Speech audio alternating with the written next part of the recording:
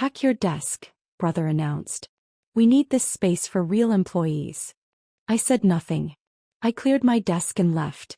By 8 a.m. the next morning, his company received an eviction notice.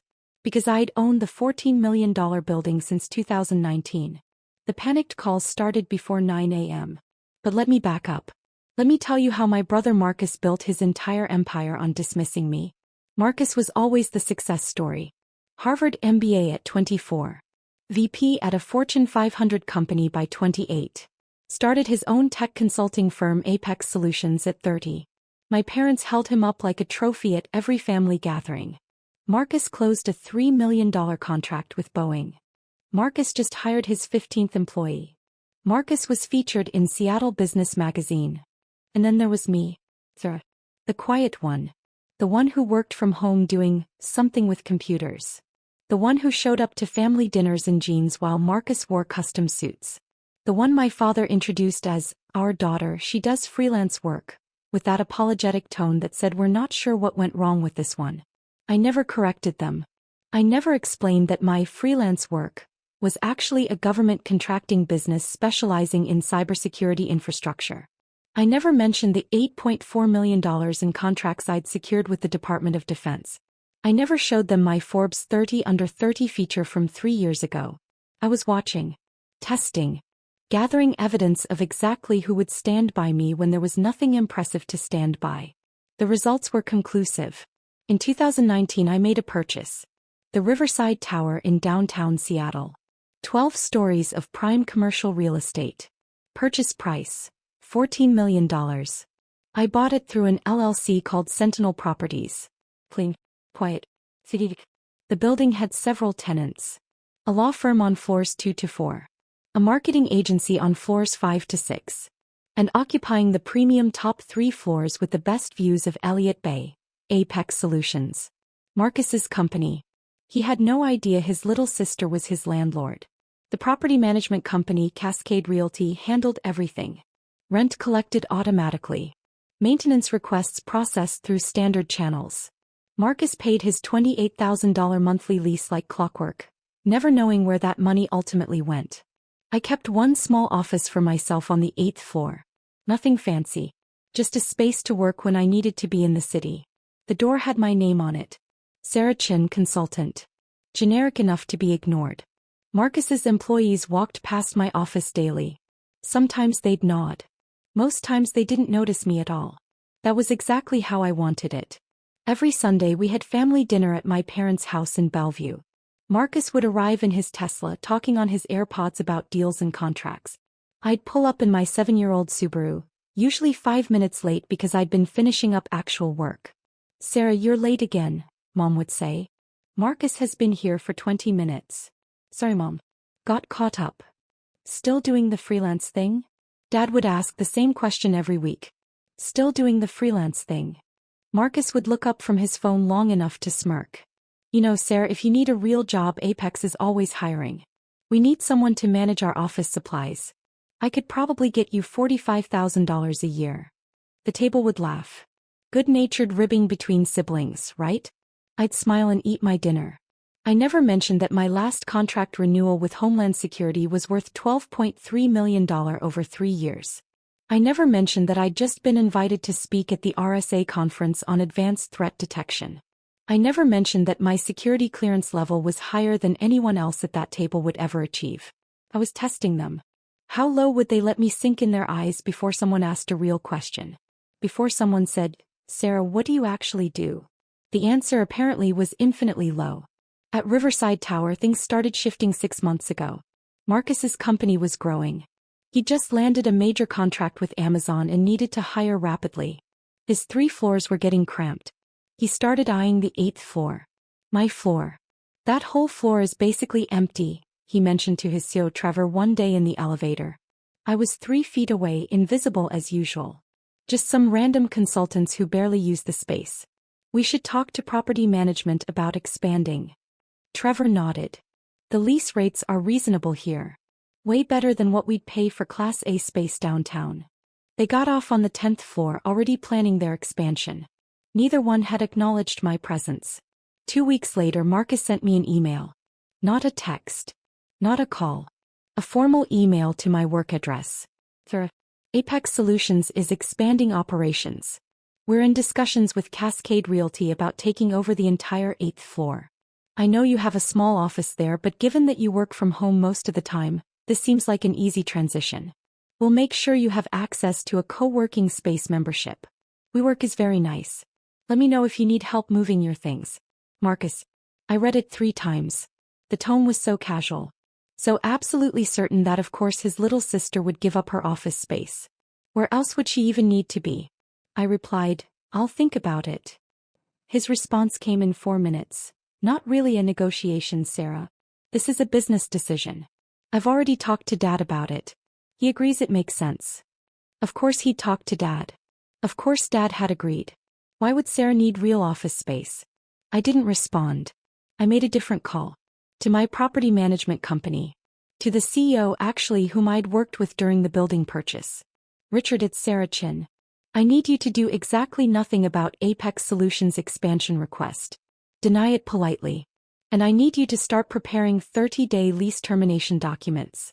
Hold them for my approval but have them ready. Are you sure? Richard asked. They're one of our largest tenants. I'm very sure. I'll let you know when to move forward. Last Tuesday Marcus stopped being subtle. He showed up at my office without warning. I was on a video call with the Defense Department project manager, discussing penetration testing protocols for a new facility. I saw Marcus through my glass door, gesturing impatiently. I muted my mic. I'm in a meeting. This'll just take a second, he said, walking in anyway. I unmuted. I apologize, we're experiencing an interruption. Can we pick this up in 10 minutes? The project manager nodded and I ended the call. That was a $4.7 million contract discussion I just had to cut short. What do you need, Marcus? He looked around my office with barely concealed disdain. 1 desk. 2 monitors. A bookshelf with technical manuals. A small couch. Sarah, this is getting ridiculous. We've been trying to work with you for weeks on the expansion. You're being unreasonable. I said I'd think about it. What's there to think about? You're here maybe twice a week.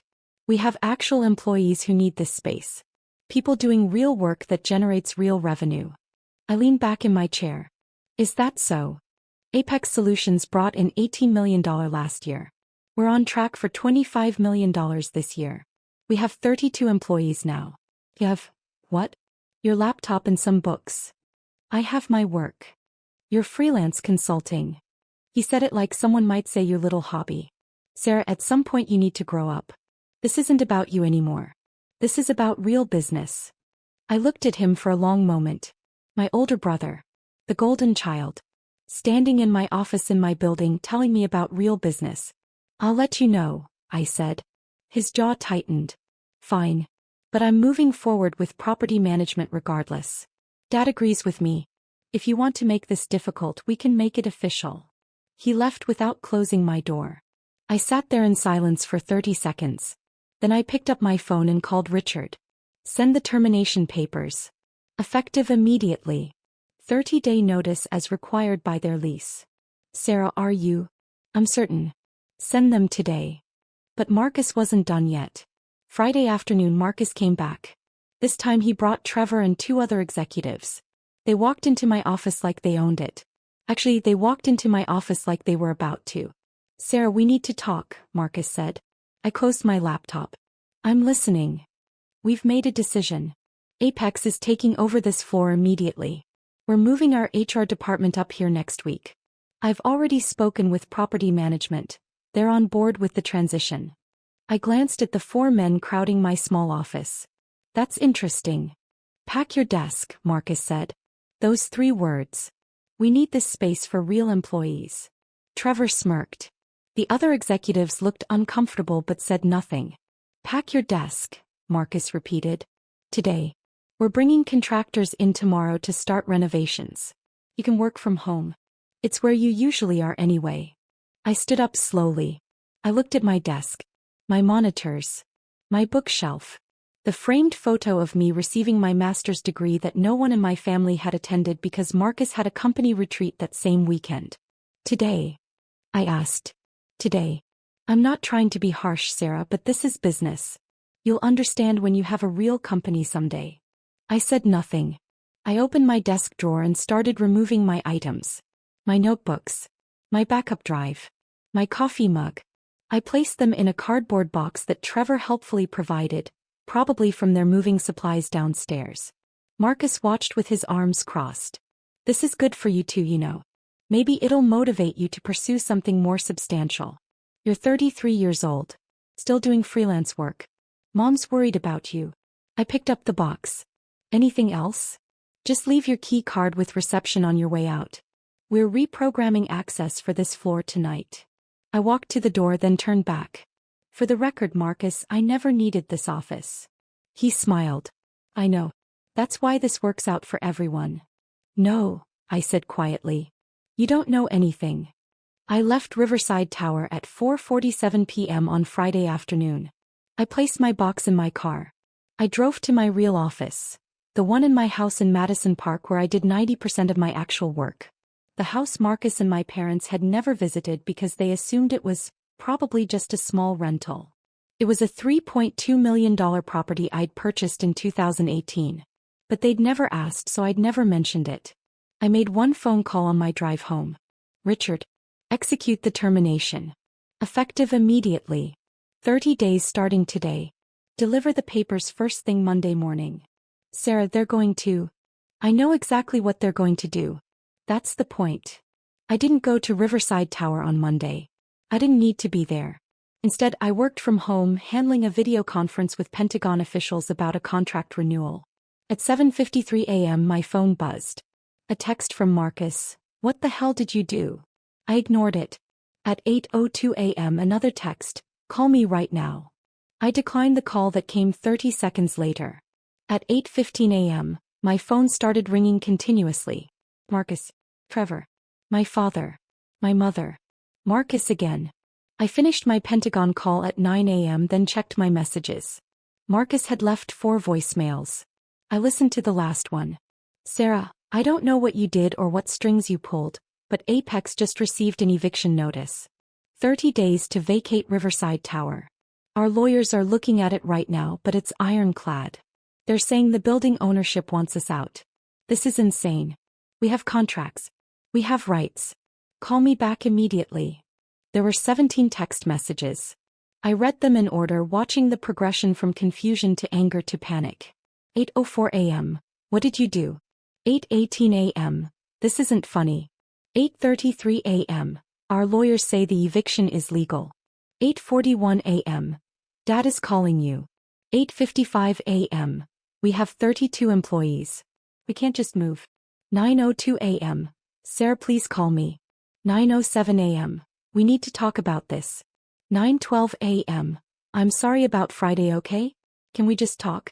I made myself a coffee. I checked my email. Another contract had come through. The Department of Energy wanted a security audit. Estimated value, $2.8 million. I replied to that first. Then at 9:30 a.m. I called Marcus back. He answered on the first ring. Sarah, thank God. What is happening? Did you talk to property management? Did you file some kind of complaint? No complaint, I said. Just a business decision. What business decision? What are you talking about? I'm talking about Sentinel Properties LLC exercising its right to terminate a lease with proper notice. It's all in the paperwork you received. Silence. Long enough that I thought the call had dropped. Sentinel Properties, he said slowly. The ownership company. Yes. Sarah. His voice had changed completely. Sarah, what are you saying? I'm saying I own Riverside Tower, Marcus. I bought it in 2019 for $14 million. You've been my tenant for 5 years. And now you're not. More silence. That's impossible. You don't have that kind of money. You do freelance consulting. I run a government contracting firm specializing in cybersecurity. Last year's revenue was $31 million. I have active contracts with the Department of Defense, Homeland Security, and 3 intelligence agencies. I hold a top-secret SCI clearance, and I own the building your company operates from. I could hear him breathing on the other end of the line. 5 years, I continued. 5 years of rent checks. $28,000 a month. You've paid me $1.68 million to operate in my building. And you've spent 5 years telling me I should grow up and get a real job. Sarah, I didn't. You told me to pack my desk. You told me I wasn't a real employee. You brought your executives to my office to humiliate me. We needed the space. You needed MY space. An MY building.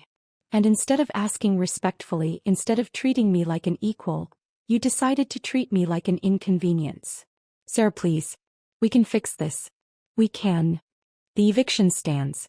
You have 30 days. We have contracts with Amazon. With Microsoft. We can't just move. Do you know what this will cost us? I know exactly what it will cost you. I've read your financials. They're filed publicly. Moving will cost you approximately $890,000 between deposits, moving expenses, build-out costs, and contract penalties for late deliverables while you're disrupted. It might cost you the Amazon contract entirely if you can't maintain your timeline. So you're going to destroy my company? Is that what this is? I'm not destroying anything. I'm making a business decision. The same kind you made when you told me to pack my desk. His voice cracked. I said I'm sorry. I was stressed. The expansion pressure has been. You weren't sorry when you said it. You were sorry when you got the eviction notice. By 10 a.m. both my parents were calling. I let it go to voicemail. My mother's message was predictable. Sarah, your father is very upset. Marcus says you own his building? Why didn't you tell us? This is terrible timing for his company. You need to work this out with him. He's your brother. Call me back. Not congratulations on building a successful company. Not we're proud of you. Just you need to work this out with him. My father's voicemail was more direct. Sarah, this is ridiculous. Whatever point you're trying to make, you've made it. Now fix this situation with Marcus. He has employees depending on him. Don't let your feelings about needing an office ruin his business. My feelings about needing an office. That's what they'd reduced it to. I didn't call back. Instead, I forwarded both voicemails to my personal lawyer with a note. For documentation if this escalates. At 11:30 a.m. Marcus called again. This time I answered. I talked to Richard at Cascade Realty, he said. No hello. No preamble. He confirmed everything. You really own the building? Yes. He also said you've been the owner since before we even moved in. We were your tenants from day one. That's correct. And you never said anything. For 5 years. No. Why? Why would you hide something like that? I leaned back in my office chair looking out at Lake Washington. I was conducting an experiment. I wanted to see how my family would treat me when they thought I was failing. When they thought I was just barely getting by with freelance work. When there was nothing impressive to brag about at dinner parties. That's manipulative. Is it? Or is it just removing the performance? I stopped performing success for you. And you showed me exactly who you are when you think someone's beneath you. I never thought you were beneath me. You told me to pack my desk. You offered me a job managing office supplies. You've spent years making jokes about my little laptop business at family dinners. You literally suggested I grow up and pursue something substantial last Friday. He was quiet. For the record, I continued, my company's revenue is substantially higher than Apex Solutions. My contracts are with federal agencies, not regional businesses. My clearance level means I work on projects you'll never even know exist. And I did it all while you and Mom and Dad assumed I was failing. Sarah. The eviction stands. 30 days. I suggest you start looking at office space in Bellevue. Class B buildings are running about $32 per square foot right now. You'll need about 15,000 square feet for your current team size. Budget around $40,000 per month, plus first month, last month, security deposit and build-out costs. You should also talk to your Amazon contract manager about the potential timeline impact. You're really doing this. I really am. What do you want? Name your price. We'll pay higher rent. There's no price, Marcus. This isn't a negotiation.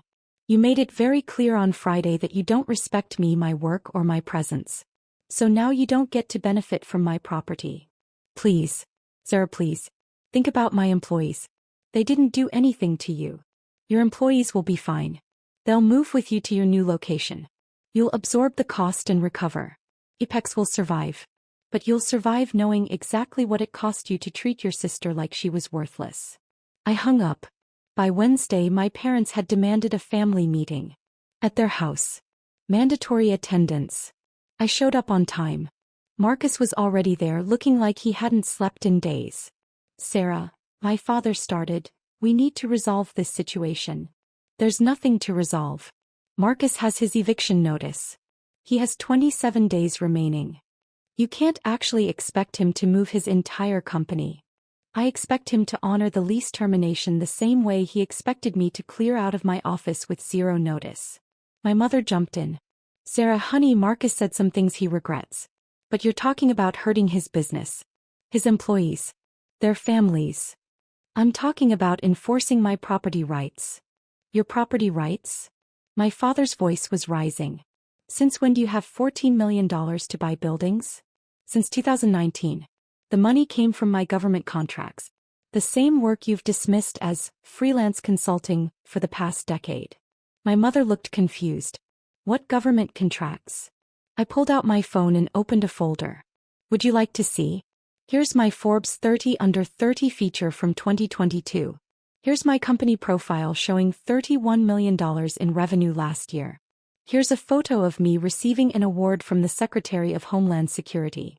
Here's my LinkedIn showing my actual job title, founder and CEO of Sentinel Cyber Solutions. I handed my phone to my mother. She scrolled through, her face going pale.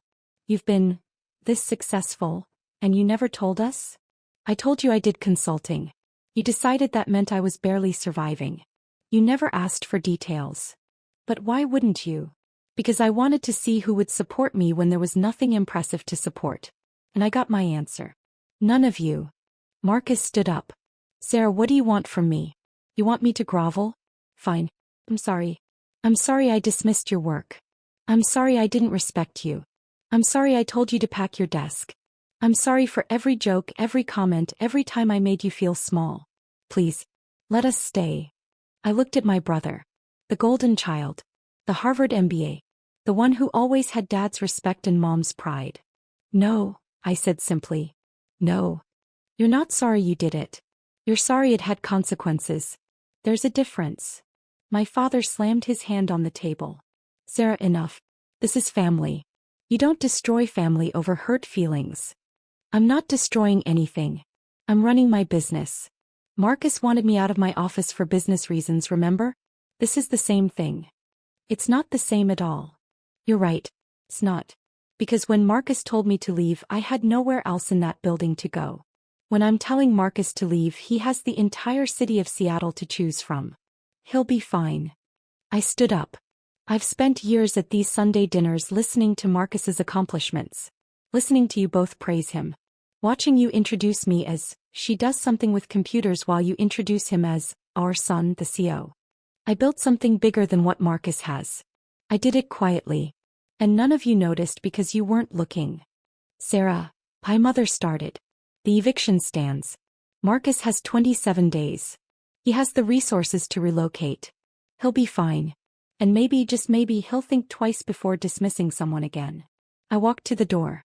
Are you coming to Sunday dinner this week? My mother asked, her voice small. I turned back. No. I don't think I will be. Marcus's company moved out on day 29.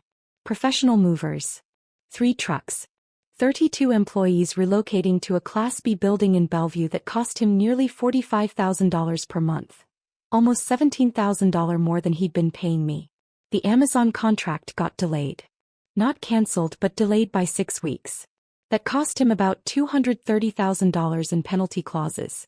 Total cost of telling me to pack my desk. Approximately $1.1 million. I got one email from him after they moved out. I understand now. I hope someday you let me try to make this right. I didn't respond. My parents called a few times. My mother left voicemails saying she didn't know how successful I was. My father sent texts saying I'd made my point and should move past this. I didn't respond to those either. But I did get other responses. Other tenants in Riverside Tower started asking about lease terms. The law firm on floors 2 to 4 wanted to expand. A tech startup wanted to move in. Everyone paid market rate. Everyone treated the property owner with respect. I released Marcus's former space to a medical device company for $35,000 per month. They moved in 60 days after Apex moved out. The financial impact of losing Marcus as a tenant? Approximately zero after I filled the space. Actually, I came out $7,000 per month ahead with the new tenant. I was having coffee with my friend Jennifer, who runs a venture capital firm. She'd watched the entire situation unfold. "So," she said, grinning, "any regrets about kicking out your brother?" "None. Not even a little. I mean, he did apologize. He apologized because it cost him money. Not because he understood what he did wrong." "Fair point." She paused. "Your parents still not talking to you?" "They call sometimes. I don't answer." "Cold. Strategic. They wanted me to be impressive. Now I am. But only on my terms." "Have you thought about what happens if Marcus actually changes? If he genuinely learns from this?" "I considered it. If that happens, I'll reevaluate. But I'm not holding my breath." "What about you? How are you doing with all of it?" I thought about that question. Really thought about it. Honestly, better than I've been in years. I spent so long trying to earn respect from people who'd already decided I wasn't worth respecting. Now I'm just free. I do my work. I run my business. I own my success. And I don't perform for anyone anymore. That's pretty healthy, actually. Therapy helps. I smiled. That and having $14 million in real estate. We both laughed. My phone buzzed. A text from an unknown number. "This is Marcus. I know you probably won't read this, but I wanted you to know I've been seeing a therapist. Working on some things. I don't expect forgiveness. I just wanted you to know I'm trying to understand where I went wrong. Not just with the building. With everything." I showed Jennifer. "You going to respond?" she asked. "Not yet. Maybe not ever. He's working on himself because he finally faced consequences. That's good for him. But I don't owe him my presence in his growth journey." Stone cold. No. Just clear boundaries. There's a difference. I finished my coffee and stood up. "I have a meeting with a Homeland Security director in an hour. New contract. Estimated value, $6.2 million. Jesus. And your family thought you needed a job managing office supplies." "They did. Past tense. Now they know exactly what I do. And exactly what it costs to underestimate me." I walked out into the Seattle afternoon. My car was parked in my reserved spot at Riverside Tower. My building. My business. My success. All of it earned. None of it given. And not one single person could tell me I didn't deserve it. I wasn't hiding anymore. I was just done performing for people who wouldn't applaud anyway. The golden child had been tarnished. And the dismissed daughter was finally completely free.